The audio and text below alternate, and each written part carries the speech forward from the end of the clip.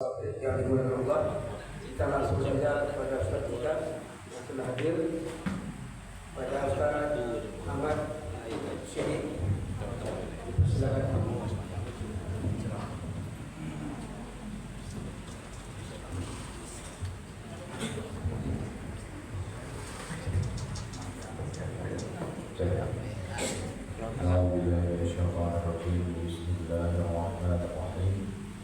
Assalamualaikum warahmatullahi wabarakatuh. Waalaikumsalam warahmatullahi wabarakatuh. Alhamdulillahilladzi at'amana wa saqana wa ja'alana minal muslimin. Wa asyhadu an la ilaha illallah wahdahu la syarika lah. Wa asyhadu anna sayyidana Muhammadan 'abduhu wa rasuluh alladzi la nabiyya wa rasula ba'dahu sallallahu alaihi wa alihi wa ashabihi wa baraka wa sallam. Amma ba'd, faqala Allah ta'ala fil Qur'anil 'azim, a'udzu billahi as-sami'il 'alim minasy syaithanir rajim. Bismillahirrahmanirrahim. Innahu min Sulaiman wa innahu bismillahirrahmanirrahim. Shadaqallahul 'azim. Bapak-bapak, ibu-ibu, hadirin wal hadirat, sedang jemaah salat maghrib Musalla At-Thayyibah Kompleks Perilaku Indah tempat yang dimuliakan Allah. Segala puji hanya bagi Allah yang kita senantiasa bersyukur kepadanya. Allah jadikan kita termasuk hamba-hambanya yang menunaikan sholat fardu maghrib secara berjamaah. Suatu hari sahabat Nabi yang bernama Ibnu Mas'ud radhiyallahu anhu pernah bertanya kepada Nabi. Diriwayatkan dalam hadis riwayat Imam Bukhari dan Muslim. Nah, asal kata Ibnu Mas'ud, ya Rasulullah, ayyul amali ahabbu ila Allah? Apakah amalan yang paling dicintai Allah? Kemudian Rasulullah menjawab, as-salatu ala waqtiha. Salat di awal waktu. Thumma ayyun, kemudian apa lagi? Rasulullah menjawab, birrul walidain, berbakti kepada kedua orang tua. Thumma ayyun, kemudian apa lagi? Rasulullah menjawab, al-jihadu fi sabilillah. Bapak Ibu, kalau kita lihat urutan-urutan amalan tersebut, amalan yang paling dicintai Allah, di posisi pertama, sholat di awal waktu. Jihad fi sabilillah, urutan ketiga Bapak Ibu. Artinya apa? Amalan yang kita karajuan sarantaro, sholat maghrib berjamaah ya di awal waktu. Ini bukan ibadah sepele Bapak Ibu.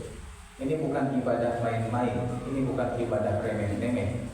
Namun ibadah yang sangat besar keutamaannya, sangat dicintai oleh Allah, dan hanya orang-orang terpilih saja yang bisa mendapatkannya.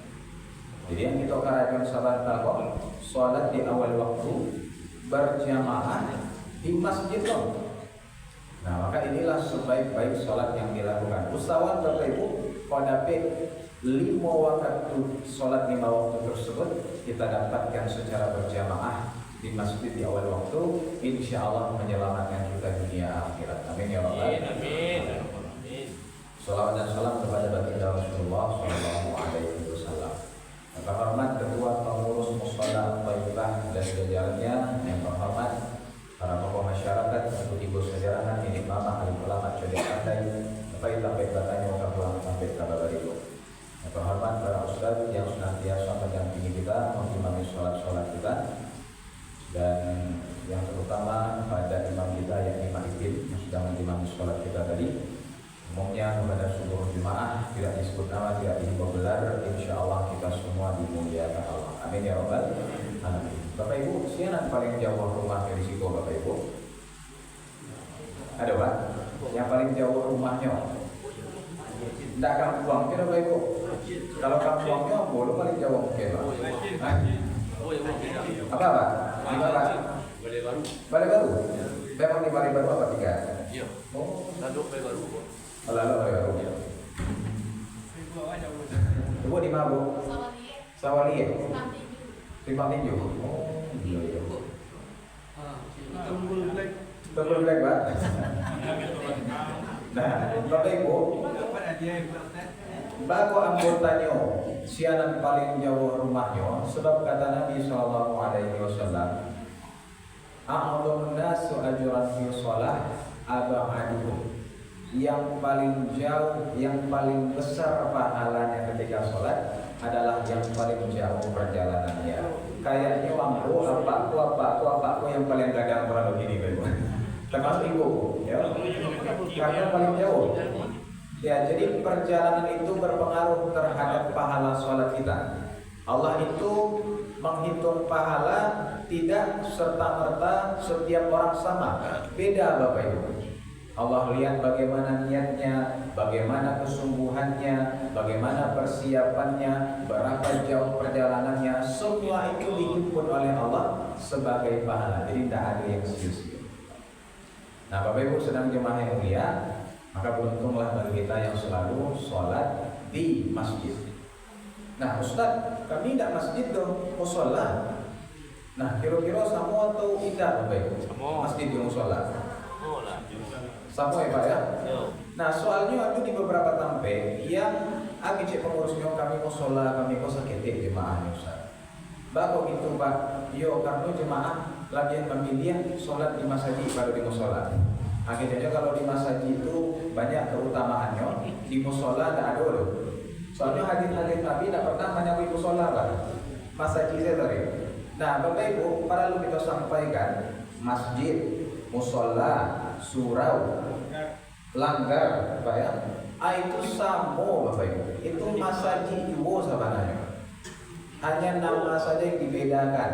Kalau masjid, ya masjid kok banyak loh. Ada masjid Agung namanya, masjid Islamic Center, masjid raya, masjid besar, masjid gede. Nah, itu biasanya melaksanakan sholat Jumat. Sementara musola dan surau tidak melaksanakan sholat Jumat. Tapi tidak menutup kemungkinan aku pernah mengisi khutbah Jumat di musola Fakultas Peternakan Unan. Musola sampai kini masih musola. Aku pernah mengisi khutbah Jumat di surau Ukhuwah di Langkang Yarsi, Ibnu Sina. Nah, itu surau Bapak Ibu sampai kini masih surau namanya, tapi mengadakan sholat Jumat. Nah, jadi sebenarnya itu hanya masalah penamaan saja. Dan boleh jadi Bapak Ibu, sholat di musola itu lebih utama daripada di masjid. Kenapa? Sebab kata Nabi dalam hadis riwayat Imam Abu Daud, wa ma kana aktsar fa huwa ahabbu ilallah.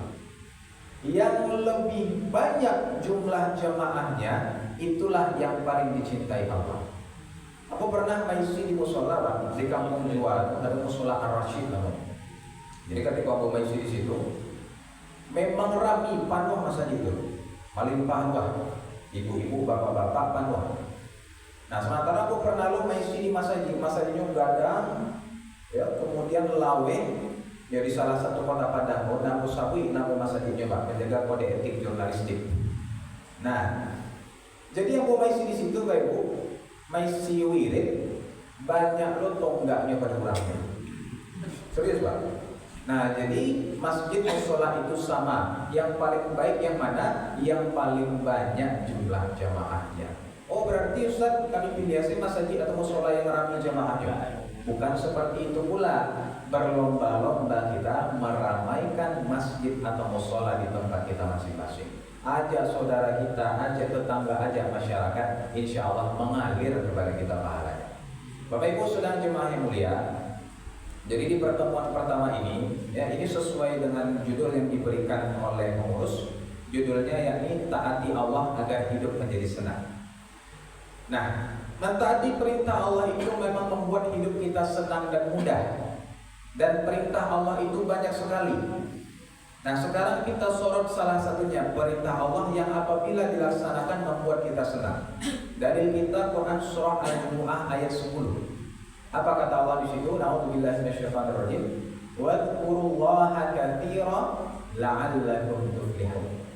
Banyak-banyaklah kamu mengingat Allah agar kamu beruntung. Banyak-banyaklah kamu menyebut nama Allah agar kamu beruntung. Nah, jadi perintah Allah di situ menyuruh kita banyak-banyak menyebut nama Allah. Nah, menyebut nama Allah ini salah satunya dengan membaca Bismillah. Nah, Bapak Ibu, kalimat bismillah memang kalimat yang sangat mudah diucapkan. Ya, enggak payah. Kalau astagfirullahaladzim, la haula wala quwwata illa billah, agak berkelok-kelok lidah saya. Tapi kalau bismillah mudah untuk diucapkan. Ya, sangat simpel sekali. Semua orang bisa mengucapkannya. Nah, karena sering diucapkan Bapak Ibu, sering disepelekan. Banyak yang tidak tahu betapa hebatnya kalimat bismillah ini. Padahal kalau kita cari ayat yang pertama kali turun, ini mau tanya Bapak Ibu. Ayat yang pertama kali turun adalah surah Al-Alaq ayat 1 sampai 5. Alhamdulillah bantuan. Nah, di mana mau tanya Bapak Ibu sampai ke Masjid Raya Bukit Tinggi. Ya, mau tanya ke jemaah kan. Ada yang menyebut Al-Fatihah. Ya, perlu kita ketahui Al-Fatihah bukan ayat yang pertama kali turun. Memang posisinya yang pertama dalam Al-Quran. Al-Fatihah pertama, Al-Baqarah, Ali Imran, An-Nisa. Tapi bukan berarti dia yang pertama turun. Nah, urutannya seperti itu karena itulah yang dikehendaki Allah. Adapun yang pertama kali turun surah Al-Alaq ayat 1 sampai 5. Nah, Bapak Ibu, sekarang mari kita baca ayat yang pertamanya. A'udzubillahi minasyaitonir rajim. Iqra bismi rabbikal ladzi khalaq. Iqra. Apa artinya? Bacalah. Bismi rabbika. Bismi dengan nama rabbika Tuhanmu. Alladzi khalaq, yang telah menciptakan segala-galanya. Nah, Bapak Ibu, bismi rabbika di situ, rabbika bos ya, Tuhanmu bos ya. Allah berarti bismi rabbika itu bismillah. Iqra bismillah. Bacalah kalimat bismillah. Ayat yang pertama kali turun menyuruh awak membaca bismillah. Nah, ini luar biasanya. Dan lihatlah bagaimana Al-Quran dibuka. Al-Quran dibuka dengan bacaan apa? Bismillahirrahmanirrahim. Alhamdulillahirabbil alamin. Ar-Rahmanirrahim dan seterusnya. Bapak Ibu sedang jemaah yang mulia, maka inilah yang kita kaji sekarang, keutamaan kalimat bismillah. Keutamaan yang pertama, dalam hadis riwayat Imam Ahmad, Nabi SAW bersabda, kullu kalamin aw amrin dhibalin la yuftahu bi dzikrillah fahuwa abtar aw abtar. Setiap perkataan, setiap perkara yang tidak dimulai dengan menyebut nama Allah, maka dia terputus. Nah, pertanyaannya terputus dari apa? Salah satunya terputus dari pahala.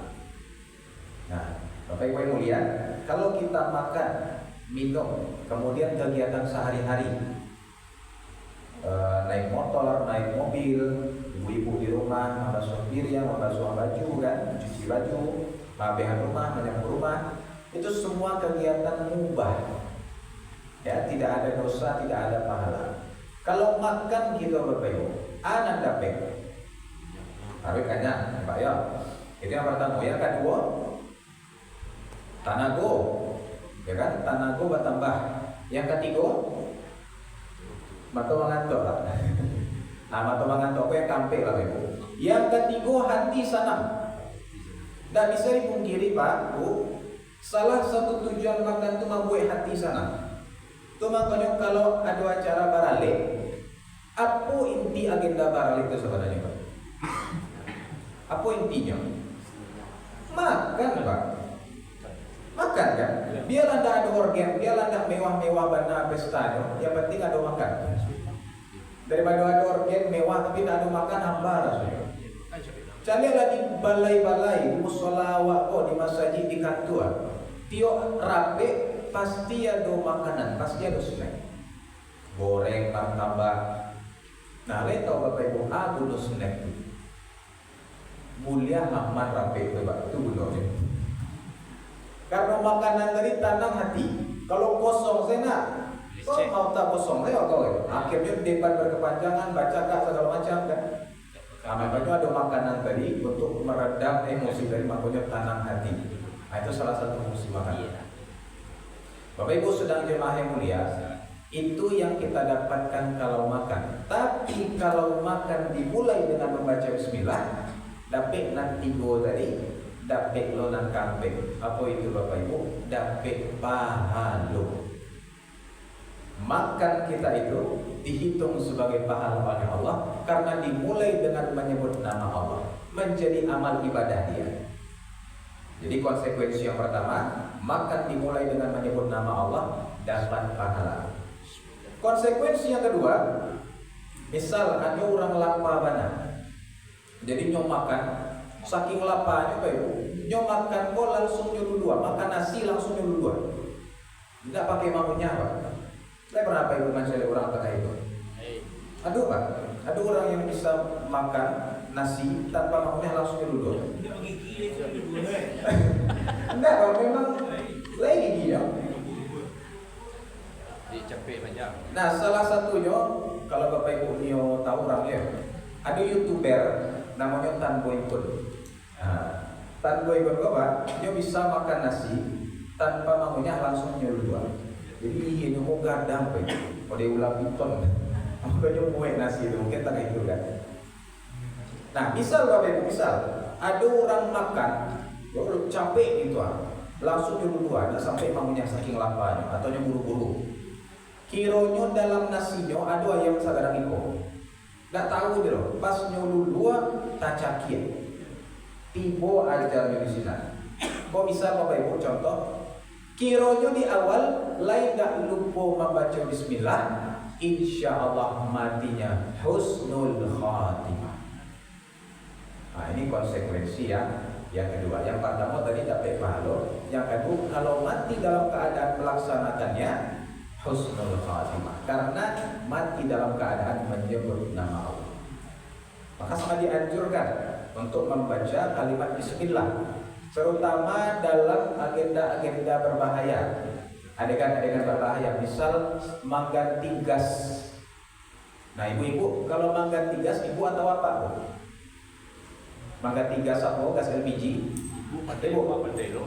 Lain bisa ibu Bu? Nah biasanya ibu kan minta tolong apa Pak? Entah alasannya, mungkin kalau malah tuh tidak ibu yang kena gitu kan. Dia lah Pak saya yang malah tuh gitu. Nah, Bapak Ibu itu kan adegan berbahaya. Nah, pas mengganti gas itu baca bismillah. Bismillah. Cek. Nah, baru cetek. Misal kok malah tuh ya kok langsung kasar gua Bapak. Ya, atau misal apa mantailan listrik Pak. Kabel listrik lah, lampu namanya, atau naik ke atau bekerja di ketinggian, sangat dianjurkan sebut nama Allah memulai agenda tersebut. Insya Allah kalau tiba ajal kita di situ, husnul khatimah, mati dalam keadaan menyebut nama Allah. Nah ini kedahsyatan kalimat bismillah yang pertama. Nah Bapak Ibu sedang jemaah yang dimuliakan Allah. Kemudian faedah kalimat bismillah yang kedua, jam 7 lewat 9 balik ya Pak ya? Ada lah. Nah kita akan waktu dulu Pak. Kita takar. Yang kedua Bapak Ibu, kalimat bismillah ini mendatangkan berkah. Berkah ini artinya apa? Manfaat yang luas, kebaikan yang banyak, keuntungan yang besar. Untuk lebih mudahnya memahami berkah, kita ambil contoh Nabi Muhammad SAW ketika masih bayi, beliau kan disusui oleh ibunda Halimah. Bapak Ibu, ketika Nabi Muhammad dibawa ke kampung ibunda Halimah, apa yang terjadi? Ternak ibunda Halimah semuanya tumbuh dengan pesat. Kambingnya gemuk-gemuk, banyak air susunya, berkembang biaknya bagus, dagingnya banyak. Sampai-sampai ada tetangga nyekecian ke penggembalanya, turuan kama kambiang Halimah tu pai mencari makan. Kambiang Halimah tu pandai mencari makan, itu makanya kadang-kadang badan yang banyak air susunya. Kironya Bapak Ibu lanjut turuan ke penggembalanya kok makan kambiang di tempat yang sama dengan kambiang ibunda Halimah, dan kambiang tetangga tetap gurui-gurui, dan kambiang ibunda Halimah batambah dia moi coba. Bapak beladang, kamu badannya bertambah banyak dan dia hebat. Nah itu yang pertama. Kemudian tanaman-tanaman Ibunda Halimah semuanya tumbuh dengan pesat. Yes. Buah-buahannya masak, ranum, manis, enak dimakan. Hidup Ibunda Halimah dan keluarganya penuh dengan kemudahan, penuh dengan kesenangan, penuh dengan kebahagiaan. Sejak kapan? Sejak menyusui Nabi Muhammad SAW. Pertanyaannya Bapak Ibu, kira-kira dari mana keajaiban itu timbul? Dari Allah pastinya. Tapi jalannya lewat siapa? Keberkahan Nabi Muhammad Sallallahu Alaihi Wasallam. Siapa namanya Bu Iko? Bukan aku. Itu buka kitab Sirah Nabawiyah Syekh Sofi Rahman Al-Mubarakuri.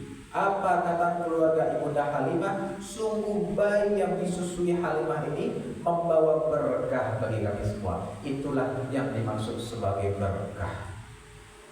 Kalian bisa gapo-gapo badannya, bisa banyak air susunya. Tanaman bisa tumbuh dengan pesat, hidup banyak kemudahan karena datang berkah dari Allah Subhanahu wa taala. Nah, Bapak Ibu Saudara jemaah yang mulia, itu yang kita ceritakan berkah Nabi Muhammad. Nah, kalau kita buka surah Nabawiyah banyak lagi kisah-kisah lainnya yang menunjukkan bagaimana berkah Nabi Muhammad. Ada sepotong roti diletakkan dalam sebuah wadah, ditutup. Kemudian Nabi pun memanggil sahabat satu persatu. Nabi pun memberikan roti kepada mereka. Oh, rotinya saja Pak. Nah, oke. Nabi kepada sahabat. Datang sahabatnya diambil lagi, dikasih lagi. Datang lagi, diambil lagi, dikasih lagi. Sampai banyak sahabat yang dapat, semuanya dapat roti.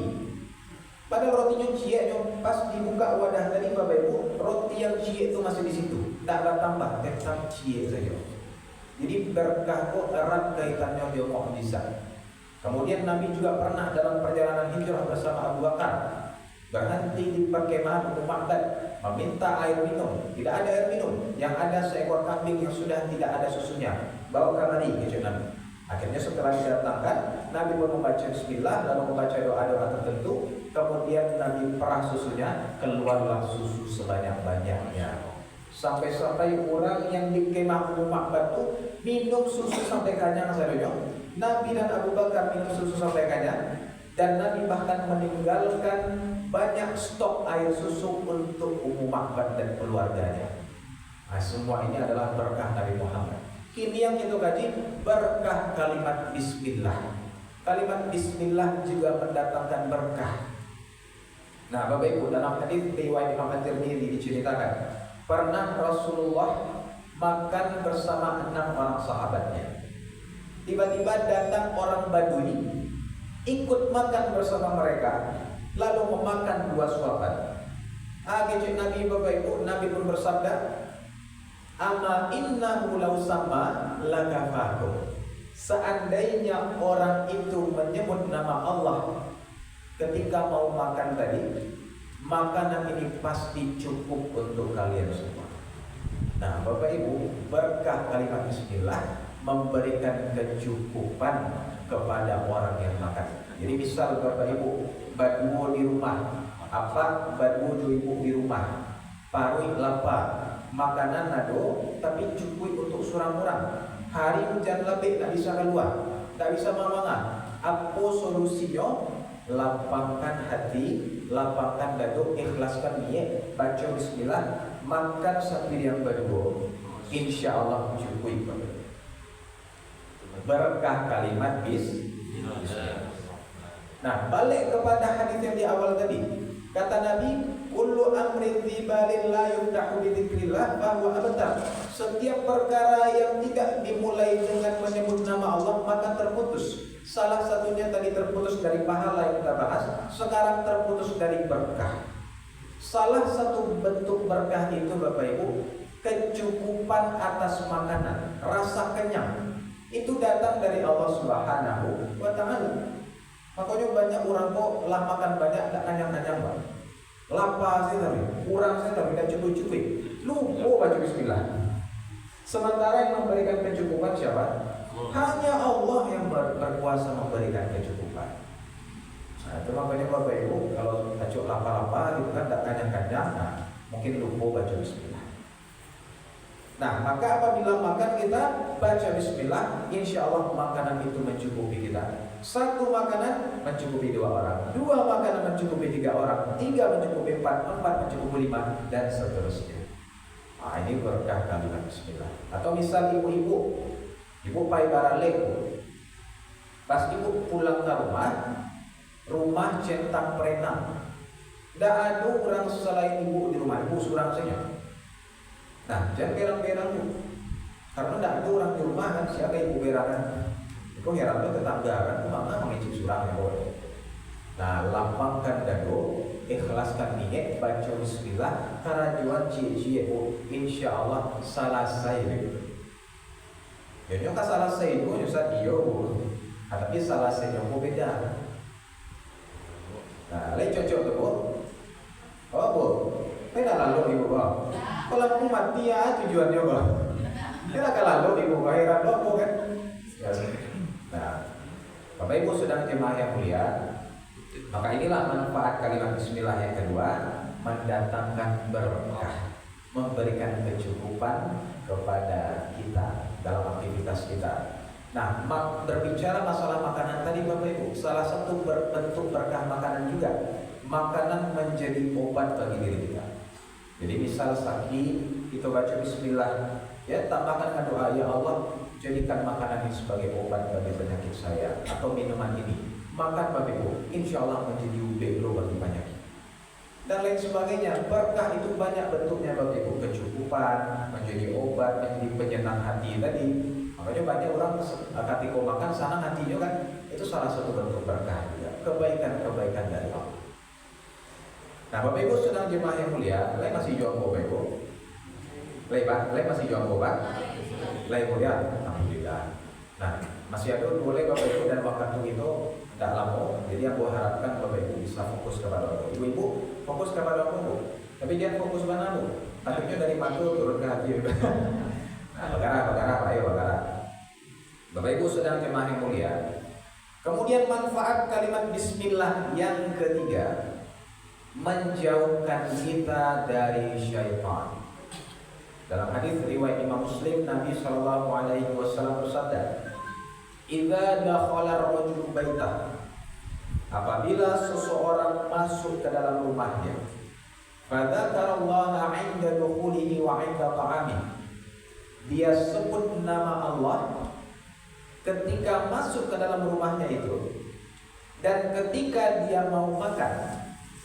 Qala syaitan li ashabi, setan akan berkata kepada teman-temannya sesama setan, la mabita lakum wala asya, wahai para syaitan, tidak ada tempat menginap untuk kalian di rumah ini dan tidak ada jatah makan untuk kalian. Nah Bapak Ibu sedang jemaah yang mulia, dari hadis ini kita tarik pelajaran. Kiranya setan kok nyuturi anda waktawi, dalam setiap aktivitas nyuturi antawi. Masuk ke dalam rumah, nyosat tolong masuk ke dalam rumah. Makan awak, nyosat tolong makan. Minum awak, nyosat tolong minum. Karajo, nyosat tolong karajo. Ya, baca Quran awak, tidak satu baca Quran Bapak Ibu. Atau bazikir awak, yang bersifat amal ibadah tidak satu loh. Angin juga bisa memang mengarajo amal ibadah. Nah, biarlah nyosat, biarlah nyuturian awak. Ya, kan nyenak bagaduan ya, hanya punya bagaduan Bapak Ibu. Misal karajonya teller timbang, itu kan menghitung piti Bapak, sampai berjuta-juta kan. Nah pasnya sedang menghitung piti tadi, ibu bisikan, salingan lah agak saling bareng. Oh iya, nah kecilnya hanya saling bareng. Besoknya salinan balik, akhirnya di mau juang masuk UI sudah, ya, korupsi, memakan yang bukan haknya. Jadi setan itu Bapak Ibu selalu membisikkan kepada yang buruk, jangan diremehkan. Ya, makanya usahakan setiap aktivitas kita itu bebas dari setan. Dan cara menangkal godaan setan ini, cara melindungi diri kita dari godaan setan itu, dari bisikannya, dari tipu dayanya, adalah dengan menyebut nama Allah dalam setiap aktivitas, dan menyebut nama Allah itu dengan membaca Bismillah. Nah, Bapak Ibu sedang jemaah yang mulia, dalam hadis riwayat Imam Abu Dawud diceritakan, ketika Rasulullah sedang duduk, datang seorang sahabat, kemudian dia makan mungkin dek lapa bana lupa nyo membaca bismillah. Jadi nyo makan dengan lahap, dengan nikmat, sampai tinggal satu suapan lagi. Satu suapan terakhir. Pas satu suapan terakhir baru tagananya, oh iya tadi lu baca bismillah. Akhirnya nyo baca doa Bismillahi awwalahu wa akhirah, dengan menyebut nama Allah di awal dan di akhir. Apa yang terjadi selanjutnya? Fadhahikan Nabi sallallahu alaihi wasallam. Nabi pun tertawa setelah orang itu membaca doa tersebut. Orang-orang bertanya, kenapa Rasulullah tertawa? Rasulullah pun menjelaskan, innahu, kata Nabi SAW, sesungguhnya setan ikut makan bersamanya. Mazala syaitanu ya'kulu ma'ah. Sesungguhnya setan ikut makan bersama orang tadi. Falamma dzakarallah, setelah dia sebut nama Allah, istaqa'ana fi batni. Setan pun memuntahkan semua yang ia makan tadi. Nah, ini keutamaan kalimat bismillah.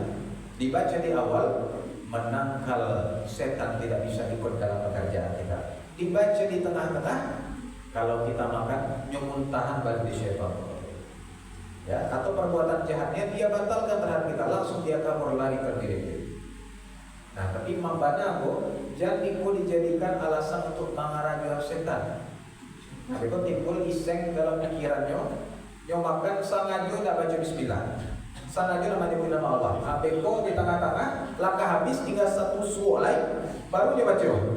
Abu dia muntah setan ku marasai aja. Itu ada parah karena dia. Kalau kita kenal, alhamdulillah. Kalau tidak kenal itu ya kan? Dan setan itu misi antar, ya kan? Nyalihkan pikiran awak. Tidak kenal, latangin makan dosa piring nasi untuk setan. Nah, atau ibu orang kini kan macam-macam. Ya, pernah aku mencari ada konten di Instagram. Jadi yang nyomakan ladu hijau. Nyomakan ladu ke Bapak Ibu tanpa membaca bismillah. Jadi nyomakan ladu karena tidak baca bismillah, setan ikut makan ladu. Nah, jadi keduanya sama-sama makan ladu. Semakin banyak, makin padat, merah pokoknya setan pun lah merah, pokoknya walaupun lah merah juga kan. Nah, lah sama-sama kepadean. Pas minum, nyoba bismillah. Nah, saya pun minum, setan tadi karena baca bismillah, tidak bisa ikut minum. Kepadean lah setan tuh sampai gini. Nah, itu mengarajuan setan, nama itu mengprank setan. Macam-macam orang gini memang. Nah, itu tidak perlu dicontoh, Ibu ya. Itu hanya guyonan belaka saja. Nah, Bapak Ibu sedang jemaah, maka inilah manfaat kalimat bismillah yang ketiga, yang artinya menangkal tipu daya setan. Setan tidak bisa mengikuti kita apabila pekerjaan tersebut dimulai dengan menyebut nama Allah. Bapak Ibu sedang jemaah, kemudian yang terakhir, yang keempat, manfaat kalimat bismillah, yang artinya mendatangkan pertolongan Allah. Dalam kitab judulnya adalah Diror, lupa apa nama kitabnya Bapak Ibu, yang ditulis oleh Syekh Syihabuddin Al-Qallubi. Beliau menulis di situ kisah-kisah yang penuh dengan hikmah, penuh dengan pelajaran. Kisah yang pertama kali beliau masukkan ke dalam kitabnya, keutamaan membaca bismillah. Bagaimana kisahnya? Ada seorang wanita solehah yang rajin membaca bismillah. Jadi dia kamanga selalu membaca bismillah. Tapi suami dari wanita ini kiranya orang munafik. Saya pun tak senang mendengar kalimat bismillah tadi. Ya, namanya si orang munafik Bapak Ibu. Lebih gemar berbuat dosa daripada berbuat kebaikan. Yang mungkin dia lah dalam lebih dari setan tadi kan. Nah, jadi samunya setan angin cuma mendengar bismillah tadi. Nah, sampai-sampai dia tagih istrinya, berhentilah membaca bismillah itu. Nah, ada yang bunuh dia doa manfaatnya. Dan istrinya kan tetap sabar. Nah, kalau apa-apa ibu rajin membaca bismillah, senang atau tidak Pak? Senang pasti Pak, ya dek lain orang beriman. Nah, orang munafik itu tak kayak itu dek lah masuk setan ke dalam pikirannya, angin saya bawaannya tak suku. Macam yang kurang beramal ibadah.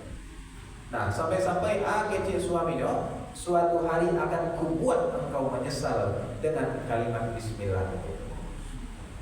Bapak Ibu yang mulia, maka suatu hari suaminya menyerahkan sebuah barang kepada istrinya. Dia, Yoda, kau ada barang, tolong simpan elo-elo. Isu udah minta balik. Jadi, akhirnya istrinya pun masuk ke dalam kamar, membuka pintu lemari, tidak lupa membaca bismillah, dia letakkan barang itu dalam lemari. Suaminya mancing dari rumah, oh di situ kau letak, ayo makan, ayo begini saja. Ketika istrinya sedang keluar, suaminya diam-diam masuk ke dalam kamar, membuka pintu lemari, mengambil barang tersebut, lalu nyolempang ke dalam semua.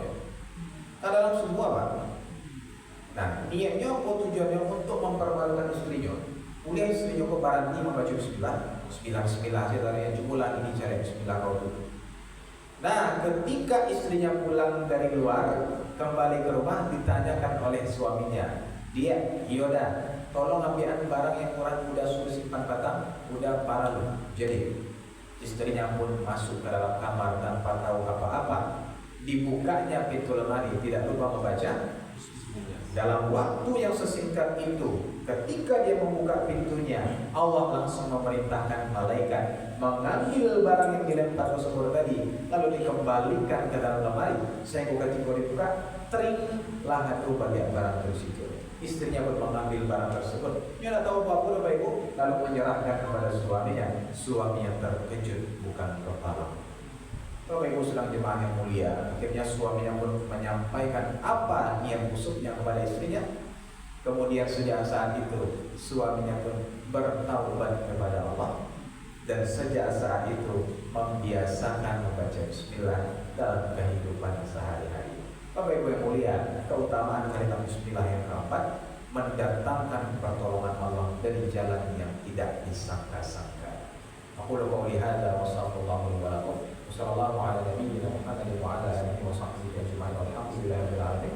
Subhanallahumma wa bihamdika asyhadu an la ilaha illa anta astaghfiruka wa atubu ilaik.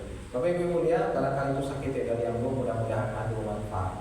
Kalau ada yang mau ditanyakan, dipersilakan. Ya, silakan Pak. Baca bismillah tuh sebaiknya bacanya bismillah tuh sampai bismillahirrahmanirrahim. Pertanyaan Pak. Itu kan? Oke. Nah, Bapak Ibu, bismillah atau bismillahirrahmanirrahim, kedua-duanya bagus. Tetapi kaidahnya ya, dalam kaidah fikih, wa makana aktsar fa huwa ahabbu ilallah. Semakin banyak semakin bagus. Jadi bacaan-bacaan seperti astagfirullah, bismillah, itu kalau dibaca lengkap lebih baik, Pak. Lebih sempurna, lebih bagus keutamaannya. Bismillahirrahmanirrahim lebih bagus daripada bismillah. Astaghfirullahaladzim lebih bagus daripada astaghfirullah saja. Alhamdulillahirabbil alamin lebih bagus daripada alhamdulillah saja. Semakin panjang semakin bagus. Tapi Bapak Ibu ada catatan sedikit. Banyak orang pedagang memang mulai baca bismillah ketika kau makan. Dia baca lengkap bismillahirrahmanirrahim. Tapi nyoba baca capek-capek. Jadi alhamdulillah, bismillahirrahmanirrahim. Nah, Bapak Ibu, kini yang mau tanya, kira-kira marancak membaca bismillahirrahmanirrahim tapi capek-capek atau bismillah saja yang singkat? Ancak bismillah yang singkat, Pak. Lebih jaleh kadang-kadang daripada bismillahirrahmanirrahim gitu. Capek-capek gitu kan. Lebih rancak biarlah bismillah saja tapi jaleh daripada apa tuh mantra atau apa tuh jampi-jampi itu bismillahirrahmanirrahim gitu kan. Agak jaleh kadang-kadang. Biarlah singkat Bapak Ibu tapi jaleh daripada panjang tapi tak jaleh. Ya kan? Bertabrak-tabrakan. Saya kok malaikat bingung aja kecian kok ya. Catat pahala pindah kok ya. Bingung lo malaikat ya kok. Makanya sebaiknya baca yang jelas saja. Maka cukup bismillah. Ya, Allah pun menghendaki kita dalam kemudahan. Yuridullahu bikumul yusra wa la yuridu bikumul usra. Allah menghendaki kamu dalam kemudahan dan tidak menghendaki kamu dalam kesulitan. Bismillah yang memudahkan kita, bismillah saja baca. Tapi tetap tidak bisa dipungkiri, bismillahirrahmanirrahim itu lebih utama karena lebih panjang lafaznya. Kira-kira seperti itu. Lebih terbaik. Lebih terbaik. Iya, Ustaz. Ya, silakan Pak. Tadi kata Mas Fadil menunjuk tadi ada menyebut nama Allah, ada menyebut Allah. Itu mana perbedaan? Nah, sebenarnya ulama memaknai zikir ini dalam dua hal tersebut. Yang pertama mengingat Allah, yang kedua menyebut nama Allah. Kedua-duanya benar. Nah, namun yang terbaik yang mana? Tentu mengingat dan menyebut. Kalau mengingat saja berarti yang beramal cuma pikiran kita saja. Tapi kalau menyebut maka mulut kita ikut beramal. Makanya bacaan sholat Bapak Ibu, kok banyak aku cari orang ketika sholat tuan yang saja. Mulutnya kan nama kali. Bacaan sholat itu Bapak Ibu itu kan bacaan zikir. Bacaan sholat itu amalan lisan, bukan amalan hati. Amalan hati itu apa? Ikhlas, tawakal, ya kan? Apa leh? Qanaah, gitu, syukur, sabar. Itu amalan hati. Tapi kalau zikir, kemudian baca sholat itu amalan lisan, yang artinya mulut itu harus manggari. Nah, memang mengingat Allah itu mengingat dengan pikiran saja itu sudah zikir. Tapi yang lebih utamanya adalah kita ingat Allah dengan pikiran kita sebut dengan lisan kita. Makanya Nabi pernah ditanyakan, ya Rasulullah, saya sangat banyak melihat syariat Islam ini begitu banyak sekali, banyak amal ibadahnya, ada puasa, ada sholat, ada zakat, ada sedekah, baca Quran, zikir, umrah, haji, macam-macam. Ya Rasulullah, berilah saya wasiat apa yang sebaiknya saya rutinkan. Jawab Nabi, Bapak Ibu, basahi lidahmu dengan zikir. Basahi lidahmu Bapak Ibu. Kata Nabi, lidah berarti zikir itu harus diucapkan. Lisan kita ikut, bukan hanya pikiran saja. Nah, tapi balik pertanyaan Bapak tadi, memaknai zakarullah, zikrillah itu Pak ya, itu memang ulama memaknai dalam dua hal tersebut, mengingat Allah dan menyebut namanya. Mustahil kita menyebut nama Allah tanpa mengingatnya Bapak Ibu. Dan kalau kita mengingat saja, kurang kalau tidak disebutkan. Makanya inilah definisi zikir, ingat Allah dan sebut namanya. Nah, kira-kira seperti itu. Gimana cara kita menstabilkan ini? Karena kita ingin beras karena naik. Bagaimana cara kita menstabilkan? Oke, pertanyaan bagus Pak. Ini di luar tema Bapak Ibu ya. Nah, menstabilkan iman.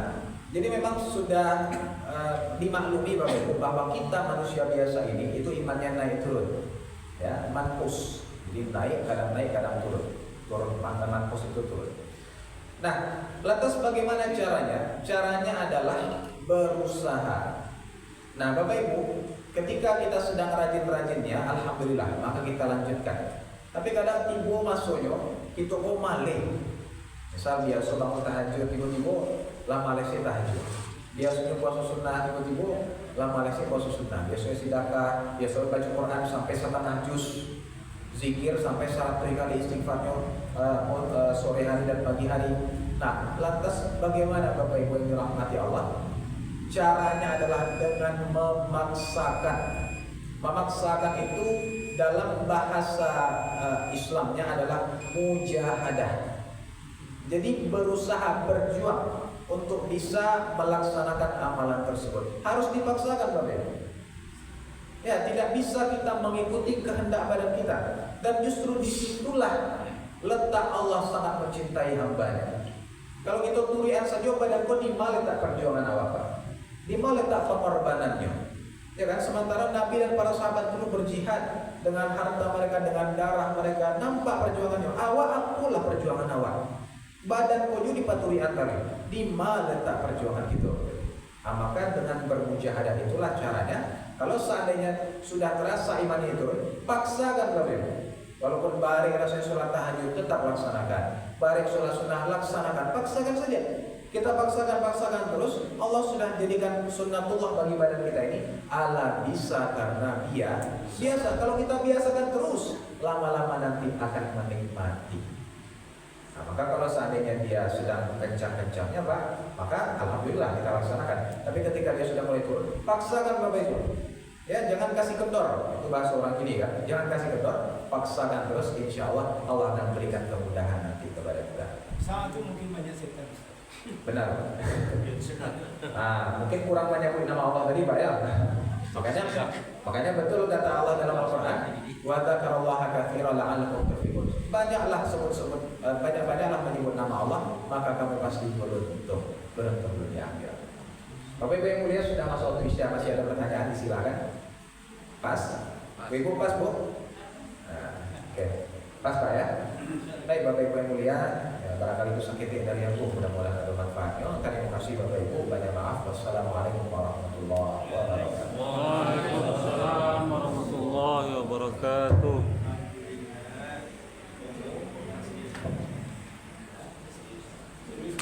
Kalau sampai kaki kita banyak setan Pak ya.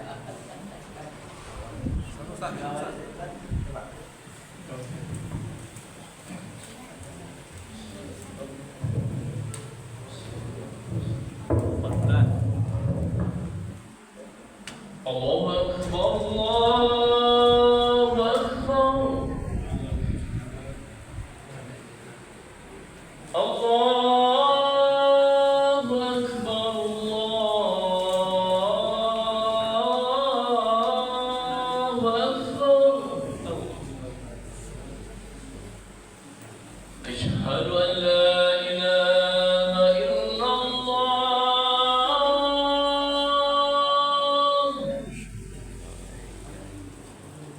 أشهد أن لا إله إلا الله.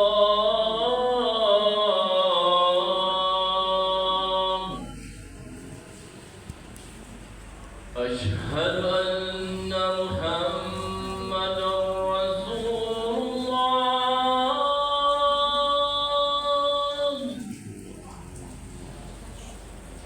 أشهد أن محمدا رسول الله.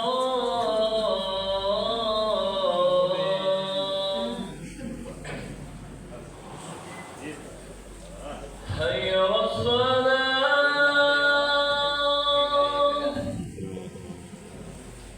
حي على الصلاة،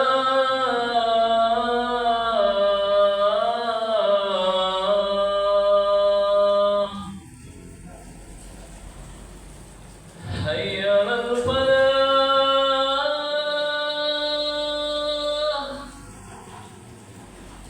حي على الفلاح.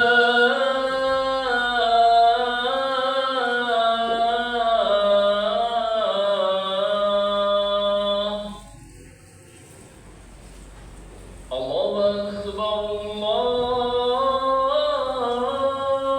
الله أكبر. لا